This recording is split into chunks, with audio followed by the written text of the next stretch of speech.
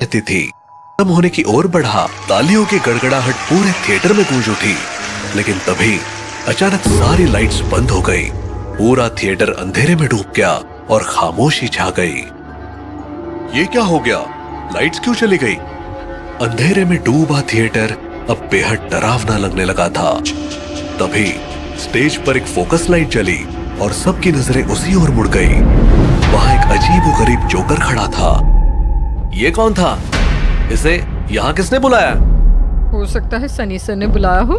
Joker का चेहरा सफेद रंग से पुता हुआ था, आंखें गहरे काले रंग से घिरी थी और उसके होठों पर एक अजीब सी मुस्कान थी। जोकर ने बिना बोले स्टेज पर अजीब अजीब और डरावनी हरकतें करनी शुरू कर दी। उसकी हरकतें इतनी अजीब थी कि दर्शक समझ नहीं पा रहे थे ये क्या हो रहा है। ये कोई मजाक तो नहीं लग रहा। कुछ तो गड़बड़ है।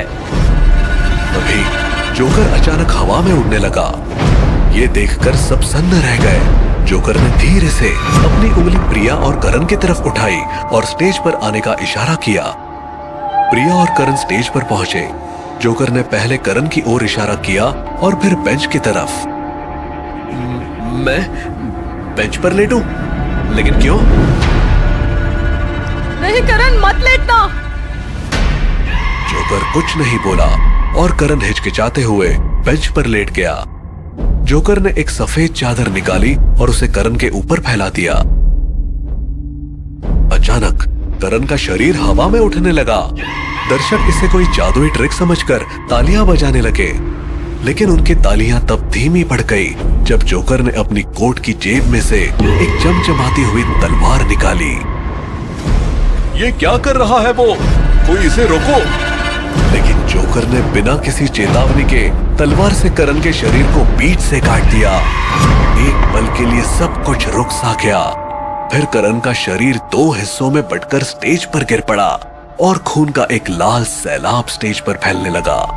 नहीं, ये नहीं हो सकता। करण! लेकिन जोकर प्रिया की ओर बढ़ने लगा।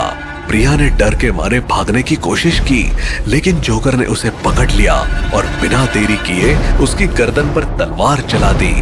प्रिया का सिर उसकी गर्दन से अलग हो गया और जोकर ने वो सिर हंसते हुए दर्शकों की ओर फेंक दिया। जैसे ही प्रिया का कटा हुआ सिर दर्शकों तक पहुंचा, थिएटर में भगदड़ मच गई। लोग अपनी जगह से उठकर पागलों की तरह इधर उधर भागने लगे। दरवाजे बंद हैं, हम फंस गए हैं।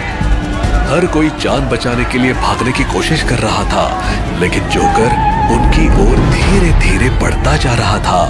उसकी डरावनी हंसी पूरे थिएटर में गूंज रही थी, जिससे लोग और भी अधिक डर में डूबते जा रहे थे।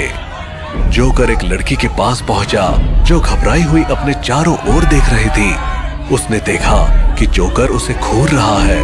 उसके मुंह से लगातार खून बह रहा है। वो इतना डर गई कि चीखते हुए वहीं बेहोश हो गई। जोकर ने अपने इसी अंदाज में कई लोगों को डराया और अपनी खौफनाक हंसी से सबको सन्न कर दिया। तभी थिएटर की लाइट्स फिर से जल उठी और दरवाजे खुल गए। लोग बिना किसी देरी के थिएटर से बाहर निकलने लगे। ये सब क्या हो रहा है? ये जोकर कौन है? भागते भागते लोग पार्किंग लॉट में पहुंच गए, लेकिन वहां पहुंचकर भी उनकी मुसीबतें खत्म नहीं हुई। कहाँ है मेरी गाड़ी? हमें यहाँ से जल्दी निकलना होगा। अरे हटो सामने से, मेरी गाड़ी कहाँ है? जल्दी भागो यहाँ से।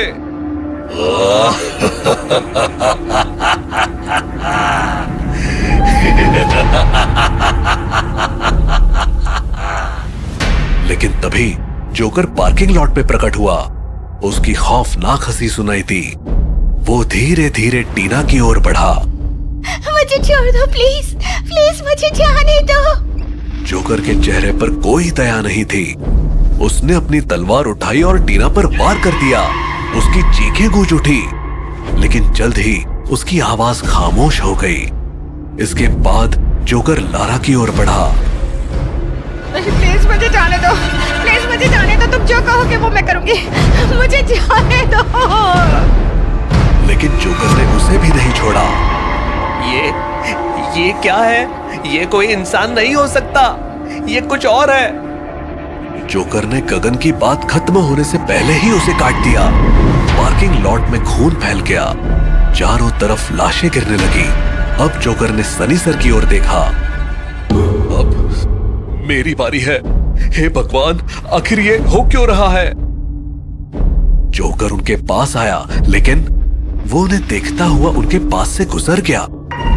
इसने मुझे क्यों छोड़ दिया? ये क्या था? जोकर रजनी के पास पहुंचा। वो एक कोने में छिपी हुई थी। उसके हाथ पैर डर से कांप रहे थे। उसने अपनी आंखें बंद कर रखी थी, लेकिन उसे महसूस हुआ कि कोई उसके पास आ रहा है। उसने आंखें खोली तो देखा कि वही खौफनाक जोकर उसके सामने खड़ा है।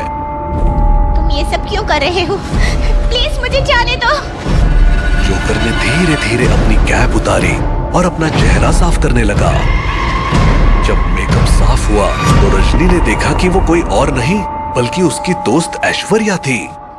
ऐश्वर्या, तुम मुझे माफ कर दो। मुझे माफ कर दो, प्लीज मुझे माफ कर दो। मुझसे गलती हो गई। मुझे माफ कर दो। बाकी सबने तो सीधे सीने पर वार किया, लेकिन तुम तो दोस्त थी। तुमने पीठ पर वार किया। धोखेबाज कहीं की। तुम मुझसे इतना चलती थी कि नाटक का मेन रोल लेने के लिए मुझे ही मरवा दिया, और वो भी इतना बेइज्जत करके, ये ऐसे जोकर बना के। अब तुम नहीं बचोगी। रजनी गिड़गिड़ाने लगी, लेकिन उसकी मिन्नतें बेकार साबित हुई। ऐश्वर्या ने बेरहमी से रजनी का गला दबाना शुरू किया। वो तड़पती रही, लेकिन ऐश्वर्या ने उसे नहीं छोड़ा। वो मर गई और ऐश्वर्या ने उसे दूर फेंक दिया। जब रजनी का शरीर जमीन पर गिरा, तब ऐश्वर्या की आंखों में अजीब सी खुशी झलक रही थी। अब पार्किंग लॉट में सिर्फ एक अजीबोगरीब सन्नाटा था। ऐश्वर्या ने अपने जोकर के कपड़ों और मेकअप को एक तरफ फेंक दिया और एक आखिरी बार सनी सर की तरफ देखा। ऐश्वर्या, तुम? फिर ऐश्वर्या अंधेरे में गायब हो गई और उसके साथ ही इस खौफनाक कहानी का अंत हो गया। सनी सर अकेले उस पार्किंग लॉट में खड़े थे और अब वो आजीवन ये घटना नहीं भूल पाएंगे।